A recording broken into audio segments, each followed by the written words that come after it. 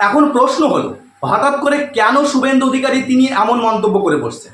হঠাৎ করে কেন শুভেন্দু অধিকারীর বিশ্বাস উঠে গেল কেন্দ্রীয় বিজেপি স্লোগানের উপর থেকে? হঠাৎ করে কেন শুভেন্দু অধিকারী তিনি বলে বসছেন যে মুসলিম ভোটের প্রয়োজন নেই, অথচ যে শুভেন্দু অধিকারী একসময় যখন তৃণমূল দলটা করতেন তখন কিন্তু তার মুসলিম ভোটের প্রয়োজন হয়েছে, কিন্তু আজ তার মুসলিম ভোটের প্রয়োজন নেই। ধন্যবাদ সকলকে। আমি আপনাদের সঙ্গে ইউসুফ আলিন্দা। আমাদের পশ্চিমবঙ্গের বর্তমান বিরোধী দলনেতা মাননীয় শুভেন্দু অধিকারী মহাশয় কিছুদিন আগে একটি সভামঞ্চ থেকে বক্তব্য রেখেছেন এবং সেই বক্তব্যের মাঝে তিনি কিছু মন্তব্য করেছেন। তিনি বলেছেন যে এতদিন বিজেপি বলে এসেছে সবকা সাথ সবকা বিকাশ, ভুল বলেছি আর বলবো না, এখন থেকে বলবো জো হামারা সাথ হে হাম উনকা সাথ হে। অর্থাৎ এতদিন বিজেপি বলেছে যে বিজেপি সবার সঙ্গে আছে, সবার পাশে থাকবে এবং সবার উন্নয়ন ঘটাবে, কিন্তু এখন থেকে আর বিজেপি বলবে না, অর্থাৎ বিজেপি বলতে বঙ্গ বিজেপি আর বলবে না যে সবার সঙ্গে আছি বা সবার সঙ্গে থাকবো বা সবার উন্নয়ন ঘটাবো। এখন থেকে বঙ্গ বিজেপি বলবে যে জো হামারা সাথে হাম উনকা সাথে, অর্থাৎ আমাদের সঙ্গে যে থাকবে আমরা তার সঙ্গেই থাকবো। এই কথাই এখন বলবে, এই মন্তব্য করেছে। এবং তার পাশাপাশি তিনি আরও একটি মন্তব্য করেছেন যে নো নিডস সংখ্যালঘু মোর্চা ভোট, অর্থাৎ সংখ্যালঘু মোর্চা ভোটের কোনো প্রয়োজন নেই। তারা হিন্দু যে ভোটার রয়েছে সেই ভোটার নিয়ে তারা আগামী বিধানসভা তারা লড়াই করবে। এই যে মন্তব্য করেছেন শুভেন্দু অধিকারী, এই শুভেন্দু অধিকারী হঠাৎ করে তিনি 360 ডিগ্রি ঘুরে গিয়ে, যেখানে কেন্দ্রীয় বিজেপির স্লোগান হলো সবকা সাথ সবকা বিকাশ, কিন্তু শুভেন্দু অধিকারী এই যে স্লোগানের ওপর ভরসা রাখতে পারছেন না, তাই তিনি বলছেন যে আমাদের সঙ্গে আছে, আমরা তার সঙ্গে আছি। এমনকি শুভেন্দু অধিকারী তার বক্তব্যের মাঝে তিনি মন্তব্য করে বসলেন যে নো নিড সংখ্যালঘু মোর্চা ভোট, অর্থাৎ 2026 বিধানসভা ভোটে বিজেপি হিন্দুদের নিয়ে লড়াই করবে, মুসলিম ভোটের প্রয়োজন নেই। অথচ যে শুভেন্দু অধিকারী যখন এক সময় তৃণমূল কংগ্রেসটা করতেন তখন এই শুভেন্দু অধিকারীকে দেখা গিয়েছে মাথায় টুপি পরে মুসলিমদের মাহফিলে যেতে এবং বক্তব্য রাখতে। এমনকি তাকে দেখা গিয়েছে মাথায় টুপি পরে মুসলিমদের ইফতার পার্টিতে যেতে। কিন্তু যখন শুভেন্দু অধিকারী তৃণমূল দলটা ত্যাগ করে বিজেপিতে আসলেন এবং বিজেপিতে আসার পর 2021 বিধানসভা লড়লেন, 2024 লোকসভা ভোট লড়াই করলেন, তারপরে যখন সামনে 2026 বিধানসভা ভোট রয়েছে তার আগেই তিনি এই মন্তব্য করে বসলেন।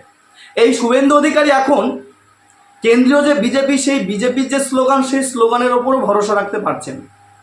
এমনকি শুভেন্দু অধিকারী তিনি বলে বসলেন মুসলিম ভোটের প্রয়োজন নেই।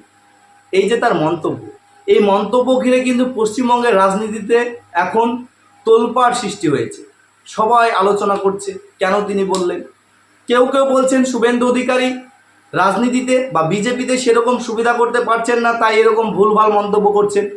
আবার কিছু বিজেপি কর্মী তারা আবার বলছেন যে তিনি এতদিনে মনের কথাটা বললেন, তিনি ঠিক বলেছেন, তিনি হিন্দুদের নিয়েই লড়াই করুন, এই কথা বলছেন। এখন প্রশ্ন হলো, হঠাৎ করে কেন শুভেন্দু অধিকারী তিনি এমন মন্তব্য করে বসছেন? হঠাৎ করে কেন শুভেন্দু অধিকারীর বিশ্বাস উঠে গেল কেন্দ্রীয় বিজেপি স্লোগানের উপর থেকে? হঠাৎ করে কেন শুভেন্দু অধিকারী তিনি বলে বসছেন যে মুসলিম ভোটের প্রয়োজন নেই, অথচ যে শুভেন্দু অধিকারী একসময় যখন তৃণমূল দলটা করতেন তখন কিন্তু তার মুসলিম ভোটের প্রয়োজন হয়েছে, কিন্তু আজ তার মুসলিম ভোটের প্রয়োজন নেই কেন? এই সমস্ত প্রশ্নের উত্তর খুঁজতে গেলে একটু আপনাদেরকে যেতে হবে অতীতে। মনে আছে 2020 সালের কথা, যখন শুভেন্দু অধিকারী তৃণমূল দলটা ত্যাগ করে বিজেপিতে যোগ দিলেন এবং বিজেপিতে যোগ দেওয়ার পরের বছর 2021 সালে পশ্চিমবঙ্গে বিধানসভা ভোট হয়েছিল। এই বিধানসভা ভোটে শুভেন্দু অধিকারী বিজেপি দলের হয়ে বিভিন্ন জায়গায় ছুটে বেরিয়েছিলেন, বিভিন্ন জায়গায় প্রচার করেছিলেন এবং 2021 সালের বিধানসভা ভোটে বিজেপির স্লোগান ছিল আপকি বার 200 পার। কিন্তু যখন 2021 বিধানসভা ভোটে রেজাল্ট আউট হলো এবং রেজাল্ট আউট হওয়ার পর দেখা গেল বিজেপি 76-এ আটকে গেল, আপকি বার 200 পারের স্লোগান গুরুত্বহীন হয়ে পড়লো, বিজেপি 100 ছুঁতে পারলো না, তখন কিন্তু শুভেন্দু অধিকারীর পায়ের তলা যে মাটি সেই মাটি হালকা নরম হয়েছিল।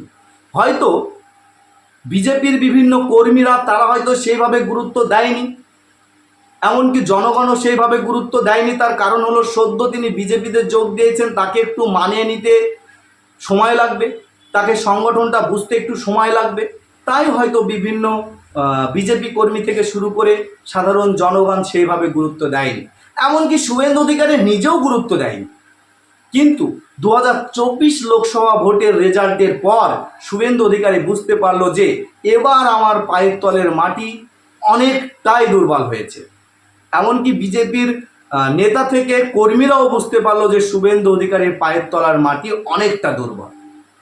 কারণ শুভেন্দু অধিকারীকে 2024 লোকসভা ভোটে বিজেপি দল যথেষ্ট গুরুত্ব দিয়েছিল, কেন্দ্রীয় বিজেপি যথেষ্ট গুরুত্ব দিয়েছিল, প্রার্থী বাছাইয়ের ক্ষেত্রে শুভেন্দু অধিকারীকে যথেষ্ট গুরুত্ব দিয়েছিল। এমনকি বিজেপি দলের হয়ে শুভেন্দু অধিকারী প্রধান মুখ হয়ে পশ্চিমবঙ্গের বিভিন্ন লোকসভাতে ছুটে বেরিয়েছিল দলের প্রচারে। এর ফলেও 2024 লোকসভা ভোটে ফলাফল কিন্তু বিজেপির অনেক খারাপ হয়ে গেল। 2019 সালের যে সিট, সেই সিটই তারা ধরে রাখতে পারলো না। তারা 2019 সালে যে 18টা সিট পেয়েছিল, সেই 18টা সিট থেকে তারা 12তে নেমে গেল। তারপরেই শুভেন্দু অধিকারী তিনি বুঝতে পারলেন এবার বিজেপি দলে আমার পায়ের তলার মাটি অনেকটা দুর্বল। তখন শুভেন্দু অধিকারী বিভিন্ন তথ্য সংগ্রহ করে, বিভিন্ন পর্যালোচনা করে তিনি একদম পরিকল্পিতভাবে জেনে শুনেই মনে হয় তিনি এই ধরনের মন্তব্য করেছেন। তার কারণ হলো তিনি বুঝতে পারছেন যে আগামী 2026 যে বিধানসভা ভোট রয়েছে পশ্চিমবঙ্গে, এই 2026 বিধানসভা ভোটে যদি শুভেন্দু অধিকারী বিজেপি দলের থেকে বিজেপি দল যদি সেইভাবে যদি সুবিধা করতে না পারে বা সেইভাবে যদি তাদের যে শক্তি, সেই শক্তি যদি প্রদর্শন করতে না পারে বঙ্গ রাজনীতিতে, তাহলে শুভেন্দু অধিকারীর পায়ের তলার মাটি একদম সরে যায়। তাই শুভেন্দু অধিকারী তিনি এখানে কারো মনের কথা নয়, তিনি ভুল ভালো বকছেন না, তিনি একদম মনে হচ্ছে সুপরিকল্পিতভাবে তিনি বিভিন্নভাবে পর্যালোচনা করেই তিনি এই ধরনের মন্তব্য করেছেন।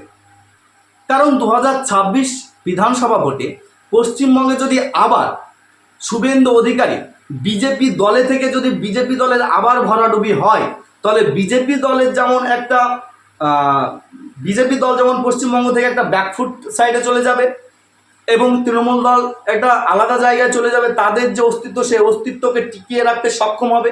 অন্যদিকে শুভেন্দু অধিকারীও কিন্তু ইমেজে ভাটা পড়বে এবং পশ্চিমবঙ্গের জনগণ থেকে শুরু করে বিজেপির কর্মীরাও বুঝতে পারবে শুভেন্দু অধিকারীর দ্বারা আর তৃণমূলকে সরানো সম্ভব নয়। তখন কিন্তু এই শুভেন্দু অধিকারীর দিক থেকে অনেক জনগণ একদম মুখ ফিরিয়ে নেবে, এটাও শুভেন্দু অধিকারী যেমন বুঝতে পারছে। এর পাশাপাশি শুভেন্দু অধিকারী এটাও হয়তো তিনি ভালোভাবে বুঝতে পারছেন যে তিনি বিজেপি দলে থেকে যথেষ্ট সুযোগ পেয়েছেন, আর সুযোগ মিস করা যাবে না।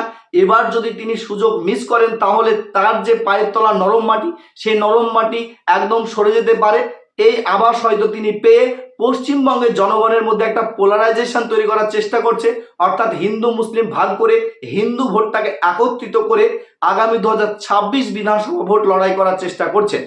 তিনি হয়তো মনে করছেন যে 2026 বিধানসভা ভোটে এই হিন্দু ভোটটাকে যদি একত্রিত করে লড়া যায় বা যদি একত্রিত করা যায় তাহলে হয়তো সুফল আসতে পারে। এই সমস্ত হয়তো ভাবনা ভেবেই তিনি এই পরিকল্পনা গ্রহণ করেছেন বা এই ধরনের মন্তব্য করেছেন। শুভেন্দু অধিকারী 2026 যে বিধানসভা ভোট, এই বিধানসভা ভোটে তিনি যে কৌশলে লড়াই করার চেষ্টা করছেন এবং তার যে প্ল্যান, এই প্ল্যানটা কতটা সাকসেস হবে বলে আপনাদের মনে হচ্ছে, অবশ্যই আপনাদের মূল্যবান বক্তব্য কমেন্ট সেকশানে কমেন্টস করে জানাবেন। এবং যদি শুভেন্দু অধিকারী 2026 লোকসভা ভোটে তিনি যে কৌশল অবলম্বন করেছেন বা তিনি যে প্ল্যানে তিনি 2026 লোকসভা ভোটটা লড়াই করার চেষ্টা করছেন এবং তাতে কতটা সাকসেস হবেন, এই বিষয়ে যদি আপনারা ভিডিও পেতে চান তাহলে অবশ্যই কমেন্ট সেকশানেও আপনারা জানাবেন। সকলে ভালো থাকবেন, সুস্থ থাকবেন এবং অপরকে ভালো রাখার চেষ্টা করবেন।